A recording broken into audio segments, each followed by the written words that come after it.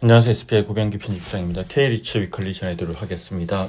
지난주 22개 리츠의 단순 평균 순위는 보합세를 기록했는데요. 전주에 3주 연속 상승세를 마감하고 전주에는 하락세로 돌아섰으나 긴 추석 연휴를 앞두고 다시 일주일 만에 소폭이지만 반등에 성공했습니다. 하지만 올랐다고 하기보다는 보합이라는 표현이 적절할 것 같고요. 전반적으로 미국의 고용지표 악화와 이에 따른 금리 인하 기대감이 여전히 살아있다는 분석이 나오는데요. 다만 지난주 사상 최초로 3,500선을 돌파하는 등 4.82%나 상승했던 코스피 지수와 비교하면 상대적으로 상승폭이 크지는 않았습니다. 잠잠했던 리츠 시장과는 별개로 개별 리츠별로는 이슈가 많았던 한 주인데요. 우선은 사모펀드 운용사 한행컴퍼니가 D&D 플랫폼 리츠의 스폰서인 SK D&D의 경영권을 인수한다는 소식이 있었죠. SK D&D뿐만 아니라 계열사인 리츠 MC, D&D 인베스트먼트 그리고 SK D&D가 스폰서이자 DDI가 상장해서 운영하고 있는 D&D 플랫폼 리츠에도 영향을 미칠 것으로 예상이 되고요. 또 SK 리츠 같은 경우는 SK텔레콤과 SK플래닛이 사옥으로 사용하고 있는 판교 오피스를 인수한다고 밝혔습니다. 이 외에도 코랑코 신탁은 이리츠 고크랩, 코랑코 라이프 인프라 리츠 그리고 코랑코 더원 리츠 등 3개 상장 리츠를 통합해서 관리할 피안사를 서비스로 선정을 했습니다. 지난주 시장에서는 미국의 고용지표에 관심이 집중됐는데요. 최근 미국 연방준비제도 이사회가 인플레이션보다 고용의 무게 중심을 두고 금리 인하 재개를 시작했고 이런 가운데 발표되는 고용지표이기 때문에 시장에 관심이 쏠렸는데요. 다만 가장 중요한 고용지표인 미국 노동부가 발표하는 9월 비농업 부문 고용 같은 경우에는 미국 정부의 셧다운이 지속되면서 현지 시간으로 3일로 예정되었던 발표가 미뤄지게 됐습니다. 이 셧다운 기간 동안에는 주요 경제지표를 집계하는 노동부 통계청과 상무부 통계청 같은 경우에도 업무가 중단되기 때문이고요. 이러다 보니 이달 말 연준의 연방공개시장위원회 FOMC 회의가 예정되어 있는데 FOMC를 앞두고 연준의 정책 결정에 중요한 영향을 미치는 고용지표가 확인되지 않아 변수가 될 수 있다는 분석이 나오고 있습니다. 이외에 ADF 민간노동시장조사업체 ADF가 발표한 고용보고서는 생각보다 민간 부문 일자리 감소폭이 컸었고요. 32,000건을 감소를 했는데 2023년 3월 이후로 가장 큰 폭이고 그리고 시장 전망치였던 45,000건 전가에도 크게 못 미치는 수치입니다. 그리고 8월 신규 고용 같은 경우에도 기존 54,000건 전가에서 3,000건 감소로 대폭 하향 조정됐습니다. 개별 리츠 소식을 전해드리면 지난주에는 22개 리츠 중에서 딱 절반인 11개 리츠가 상승하고 11개 리츠가 하락을 했는데요. JR글로벌 리츠가 한 주 동안 3.06% 올라서 가장 큰 폭으로 올랐습니다. JR글로벌 리츠 같은 경우에는 앞서 전주에 마이너스 4.08%를 기록하면서 가장 큰 폭으로 내리기도 했는데요.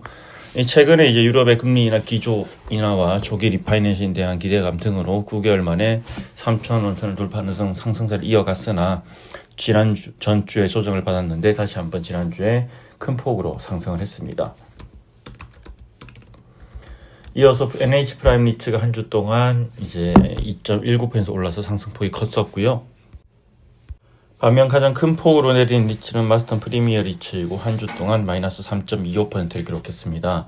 그리고 미래에셋 글로벌 리츠가 마이너스 2.88%를 기록하면서 하락폭이 컸고요.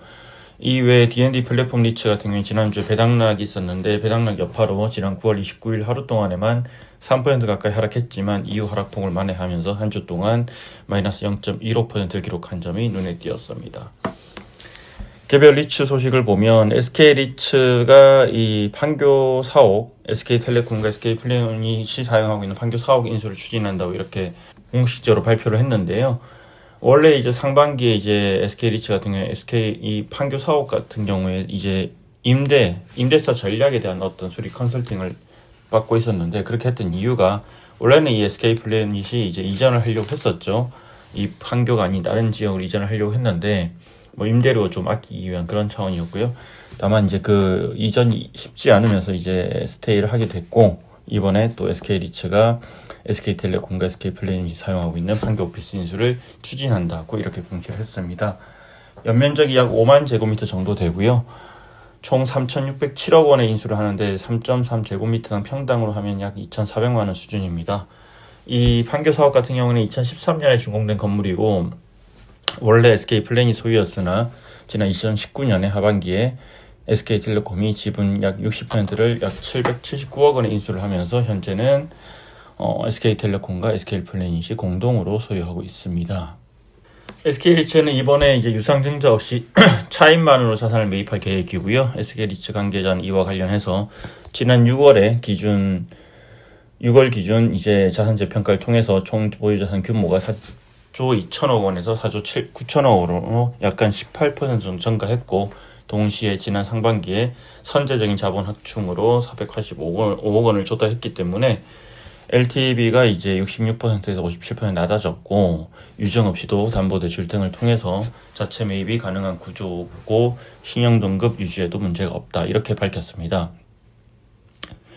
이 판교 오피스 매입이 마무리되면 SK리츠는 국내 상장리츠 최초로 총 보유자산 규모가 5조 원을 넘어서게 됩니다. 그리고 증권사 리포트를 하나 살펴보면 삼성증권에서 하나리츠 관련 이제 리포트를 냈는데, 지난 1일에 보고서를 통해서 최근 최대 자산인 장교 빌딩 리파이낸싱이 완료되면서 하나리츠의 금리 모멘텀이 본격 점화됐다, 이렇게 평가를 했고요. 이번에 이제 이 담보대출 리파이낸싱 진행하면서 이제 리츠 평균 금리가 2024년 4.7%에서 그 대비해서는 99 베이시스 포인트 하락한 3.75% 수준 낮아졌고, 이와 관련해서 이제 이경자 삼성증권 연구원은 유상증자 이후로 자본 존입을 통해서 2030년까지 270원의 주당 배당금 가이던스 제시했고, DPS 인상 계획 시점은 2031년이었는데 이 시기가 앞당겨질 가능성이 높아졌다고 판단한다고 설명을 했습니다. 그리고 또 편입자산 모두 계열사들이 임차 중이기 때문에 2030년을 전후로 CBD 중심으로 오피스 공급 증가, 그리고 공기업 이전 등에 따른 어떤 이제 수요 위축과 공급 가인과 수요 위축에 대응하기에도 유리한 구조다, 이렇게 이제 분석을 했습니다. 이상으로 K리츠 위클리 마치겠습니다. 긴 연휴 잘 보내시길 바랍니다. 고맙습니다.